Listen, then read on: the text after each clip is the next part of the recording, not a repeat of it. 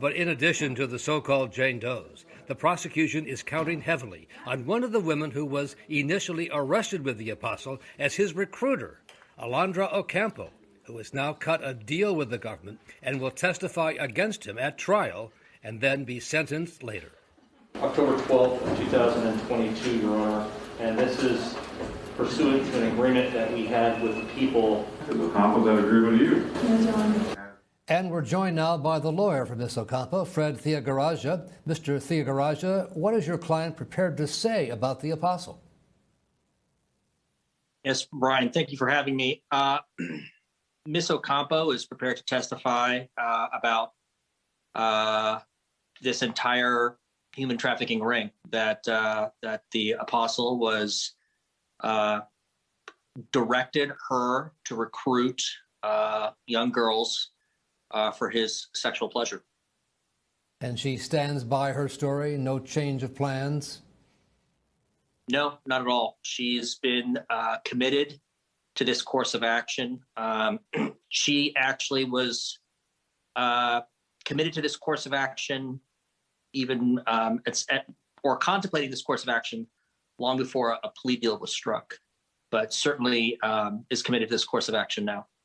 And she faced a serious time behind bars. What sort of a deal has she cut in negotiations that you've had with the prosecutors? Well, she's pled. She was facing numerous counts of a variety of different types of sexual crimes, similar to what Garcia faces now. However, she ended up pleading guilty to, I believe, 4 felonies. And she will be sentenced on October 12th of this year. And we anticipate that she will be released from custody at that point in time, serving approximately 4 years. The power of this church is well known. Has she faced any pressure on her or her family not to testify? Yes. But most of that, so I could kind of break it up. Prior to a plea bargain, she has been visited. In fact, prior to my representation of her, she was visited by a member of the church who didn't make overt threats, but, heavily pressured her to sort of stick to the party line.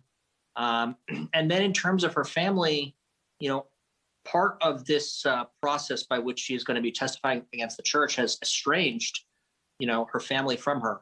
They believe that she is lying, or that she is now sort of doing the devil's work, because her family is still firmly entrenched within the church, her parents, her siblings, and especially her parents. And so it's indirect pressure, but, she's losing, or, the connection between her and her parents is being jeopardized by the stance that she's taking in terms of testifying against the apostle. But she is steadfast in her decision to testify despite that sort of indirect pressure, you call it? Yes. And by the way, this indirect pressure, and then she's also aware that the